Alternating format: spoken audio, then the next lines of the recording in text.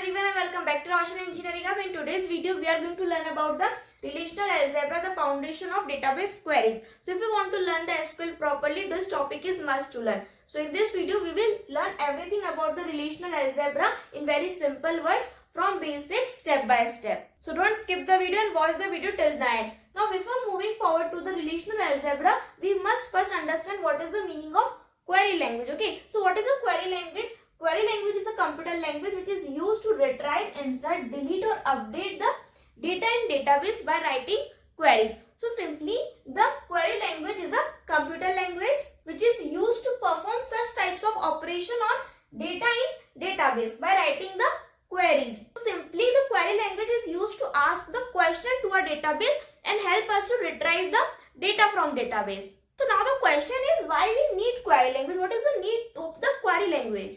As because we know that database stores large amount of data, so we cannot manually search the data. Okay, I hope you clear with what is the query language, what is the need of query language. Now there are two types of query language. One is the procedural query language, second is the non-procedural query language. Now first we understand about the procedural query language. What is it? See, the procedural query language is a query language in which the user must specify that what data is needed and how to get it. Okay, in the procedural language, the user should specify that what data the user need, okay, and how to get that data. Okay, the example of the procedural query language is a relational algebra, and second is the non-procedural query language. In this query language, the user specifies only what data is needed. Okay, user only have to specify that what data the user need, and user not have to specify how to get that data. Okay, in the non-procedural, only the user have to specify about what data is needed and not the how to get it. And the example for the non-procedural is the relational calculus. Okay, so in this video we will understand about the relational algebra, okay, and about the relational calculus we will discuss in the next video. Okay, I hope you clear with query language and its two types. Now if you want to take the screenshot, take it or write it down. Then we will see about the relational algebra in detail. Yes, now the relational algebra. What does the relational algebra mean? That it is a procedural query language. What is a procedural query language? That we have studied right now, that the user need to specify that what data the user needs and how to get that data step by step. Okay, so the relational algebra, it is a procedural query language which is used to operate on relations in databases. Okay, the relational algebra perform the operations on the tables in database, and it tells how to get data step by step using the mathematical operations. Now what kind of mathematical operations, that we will see later in the video. Now first we will see the what is the importance of relational algebra. First is that it is the theoretical base of SQL. Okay, SQL is the practical base and the relational algebra is the theoretical base of SQL. When we write the query in SQL, the database does not execute it directly. First, it converts the SQL query into the relational algebra. Next, it helps to understand how queries are processed internally. In SQL, we only tell the database what data we want, and in the relational algebra, it explains that how the data is actually fetched step by step, that which rows are selected, which columns are being chosen, and how the tables are being combined. Okay, the next is the database engines are used the relational algebra concepts to optimize the queries. Okay, so even though we write the queries in SQL, but the database internally uses the relational algebra to process it and optimize the queries. What does it mean by the optimized queries? That means that executing the query in a most efficient way, that it takes the less time and execute the query faster, and also uses the less memory. Okay, so the relational algebra is not written to run on the database. We only write the SQL query, and it is the work of the database engine to convert the SQL query into the relational algebra. Okay, I hope you clear with the relational algebra and its importance. Now if you want to take the screenshot, take it or write it down, then we will move forward in the video. Yes, now the relational algebra operators. See, basically the relational algebra operators are divided into two main categories. First is the basic or the primitive operators. Second is the extended or the derived operators. Now in this video, we will learn about the basic operators and about the extended operator which is derived from the basic operators. That part we will cover in the next video. Okay, so now what are the basic operators in relational algebra? there are 6 types of basic operators in relational algebra. What are those? First is the selection, second is the projection, third is rename, union, set difference and Cartesian product. These are the 6 types of basic operators in our relational algebra. Now see, in this the 3 operators which are the selection, projection and rename. These 3 operators are called as the unary operator. Why the unary operator? Because these 3 operators are operate on only one relation, or means one table. Okay, only on one table we perform these 3 operations. Next, the union, set difference and Cartesian product. These 3 operators are called as the binary operator. Why? Because these operations are operate on 2 relations. Means the 2 tables, or on 2 tables we perform these 3 operations. Okay, because as for the union and the set difference and Cartesian product, we need 2 tables to perform the operations. So therefore it is called as the binary operators. Okay, now we will discuss all these 6 operators one by one in detail with examples. So first you take the screenshot or write it down, then we will learn each of them one by one. Yes, now the first operator is the selection operator. It is represented by a sigma symbol and it is used to select rows from a relation. The selection operator is used to select rows from a table. What is the formula for the selection operator? See, here we write the sigma, then the condition. What is the condition is our given to us. Then we write the condition and in the bracket we write the table name. Okay, that is the relation. Let's understand this with the help of an example. Suppose there is an example and we have a student table. So this is our student table in which we have attributes or the columns of roll number, name, age and branch. Okay, and we have given the question that to select the students whose branch is equals to CSE. So here we write the sigma, then our condition, that is branch is equals to CSE, and our table name, that is a student. Now see, here CSE is a character. Okay, so therefore we will write it in a double quotes, and if it is a number then we will write it as it is. Now after performing this operation, what will be our result table? We will return only rows where the branch is equals to CSE. Okay, here we have 2 rows whose branch is CSE, so therefore our result table will contain only 2 rows which will have a branch is equals to CSE. Okay, clear? And see, one more thing, the selection operator is similar to a where clause in the SQL. Okay, in the SQL we use the where clause, so it is similar to that only. See, in the where clause, how we use that? We write the query like select and the start, which means all from R, that is a table name, and there where C, that is a condition. Okay, so we write it like that, that select all from table where condition. Okay, so where clause of the SQL corresponds to the selection operator in the relational algebra. Okay, I hope you clear with the selection operator. Now take the screenshot or write it down, then we will see the next operator. Now the next operator is the projection operator. See, the projection operator is represented by a pi symbol and it is used to select the columns from a table. The selection is used to select the rows of a table and the projection is used to select the columns of a table. Okay, see, what is the notation is of the projection? Here we use the pi, then the attributes name, the attributes of the columns which we have to select, we will write that column's name and the relation, that is the table name in bracket. Okay, let's understand with the help of an example.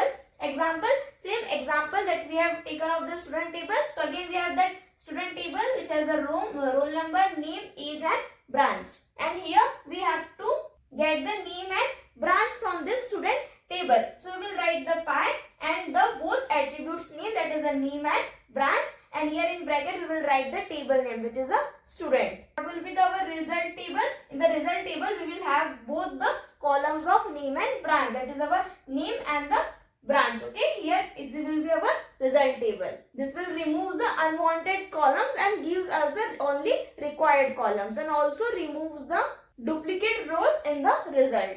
And here one more thing, in the SQL we write the select command. Okay, in the select we write the select and all the attributes name which we want from the table name. Okay, whatever is our table name. So in the SQL we write the select command. The projection operator performs the same task which the select command perform. Okay, so here the SQL select command corresponds to the relational projection operator. Okay, I hope you clear with the projection operator also. If you want to take the screenshot, take it or write it down.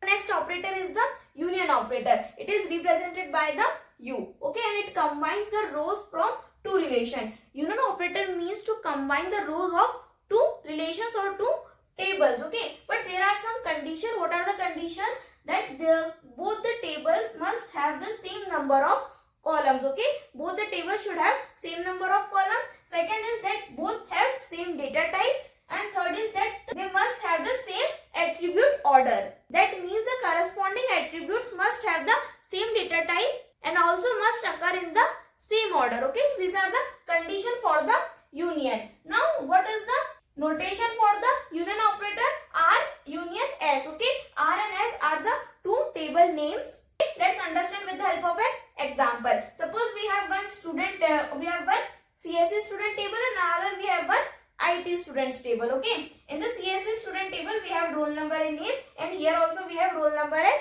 name. So here there are same number of columns. Here also 2, here also 2. Here both have the same data types. Okay, also there is a same attribute order. Now we have to combine the rows from both the two tables. Now how we combine? We will write the CSE students union IT students. So this will remove the duplicate rows and also the result will contain the only unique data from both the tables. So in our result table, see here either roll number is 3 and name is B. Here also roll number is 3 and name is B. So this is a duplicate row. So this row will be removed in our result table, and the result table will only contain the unique data.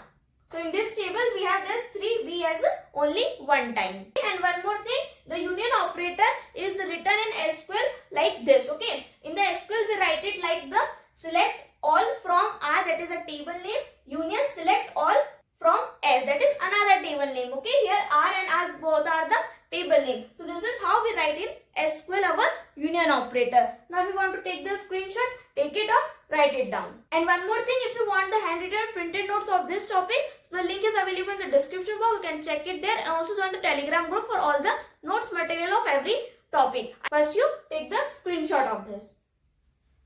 Now the next operator is the set difference, which is represented by the minus symbol. Okay, and it returns the rows present in one relation but not in another relation. Okay, where we use a set difference, where in there is a two tables and we have to return only rows which are present in one table and not in another table, then we use the set difference. Okay, and it also have the condition, same condition which was having of union. Okay, here also same number of columns, same data type and same attribute order. Okay, and what is the notation of set difference? Here we write it like this: R minus S. R and S both are the table names. Okay, let's understand with the help of an example. Suppose there is again the same example we will take of CSE student and IT students table. Okay, in both the students table, if you want the CSE students which are not in the IT students, okay, so how we will write CSE students minus IT students. Okay, it will provide us the CSE students who are not in IT. So as here 3, roll number 3 and name with B. Here it will also come in the IT student. Okay, so our result table will remove this row and return us the result table. Okay, I hope you clear with the set difference. And how we write in the SQL, select all from R, that is a table name, except select all from S. Okay, so this is how we write in the SQL. I hope you clear with the set difference also. And also please do not forget to provide the feedback in the comment box. Okay, so now you first take the screenshot or write it down, then we will see the next operator. Yes, now the next operator is the Cartesian product, and it is represented by a cross symbol. And what this operator do?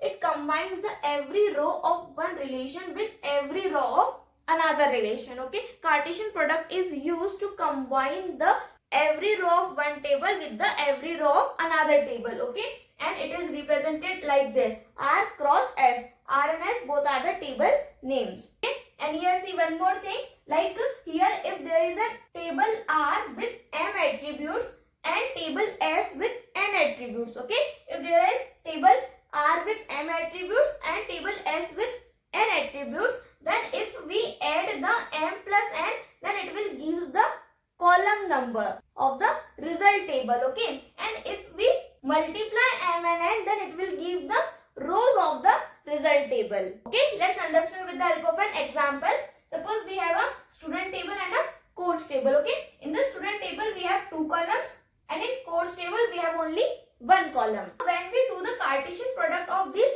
both tables, then what will be our result table? It will contain the 3 columns and 4 rows. How? See, it will have the 2 columns and it have 1 column. So 2 plus 1 is the 3. So the column will be 3 and it has 2 rows and it also has 2 rows. So 2 into 2 it will be 4. So it will have the 4 rows. How we make this result table? See, the every row of one relation. So it is our first relation, first table. So every row of first relation combined with every row of another relation. Okay. So here it is our first row 1 and A. So this row will combine with both the rows and this row will combine then again with both the rows. Okay. So here it will 1A and DBMS and 1A and OS. So 1A DBMS and 1A and OS. Then 2B DBMS and 2B OS. Okay. So how this? We will combine the one table with another table. So this is how our Cartesian product operator works. See, this concept is very important for the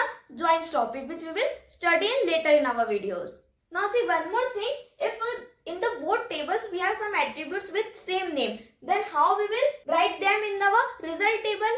Because same attributes will give us the confusion. So how we will do? Let's see that. If the both table has any attribute with same name, then the attribute's name in the result table will be relation name, that is a table name dot the attribute name. Okay. Let's understand with the help of an example. First we have an employee table and a department table. Okay. In the employee table there are 2 columns, employee ID and the department. And in the department table there is again 2 columns, that is department and location. So here again 2 columns and 2 columns. So 2 plus 2 will be 4. So in the result table there will be 4 columns and here it is 2 rows and here it is 3 rows. So 2 into 3 will be 6. So the result table will have 6 rows. In both the tables the department attribute is common. So since the both relations have the department as common, therefore we will write it as in here we will write employee dot department. Okay, and here also we will write department dot department. Okay, because here our relation name is the employee, so we will write EMP then dot and the attribute name will be department. So it will be uniquely identified that this column is of this table and this column is of that table. Okay, so there will be no confusions. Okay, I hope you clear. Now here again we have to do the Cartesian product. First we will do this row and combine this row with all these 3 rows and then combine this row with all these 3 rows. Okay, the same concept which we have done here. Okay, so here the Cartesian product will combine the every row of employee table with the every row of department table. Okay, I hope you clear with the Cartesian product also very well. So if you want to write it down or take the screenshot. Now the last operator is the rename, which is represented by a row symbol and it is used to change the name of a relation or the attribute. Okay, it is helpful when using the same table multiple times. Okay, then we need to change the name of that table. Okay, and what is the notation of this rename operator? First we write the row, then the new name. Okay, the name which we have to change. So the new name and the relation. Okay, what will be the existing name? Here we will write in that bracket. Let's understand with the help of an example. Here suppose we have a table of employee. Okay, and here we have employee ID, name and salary. Here we have to change the name of the table and also the name of the attributes. Then how we change? First we will write the row. Then like we have to change the employee table to the employee table name to the EMP. Okay, so here we will write the EMP.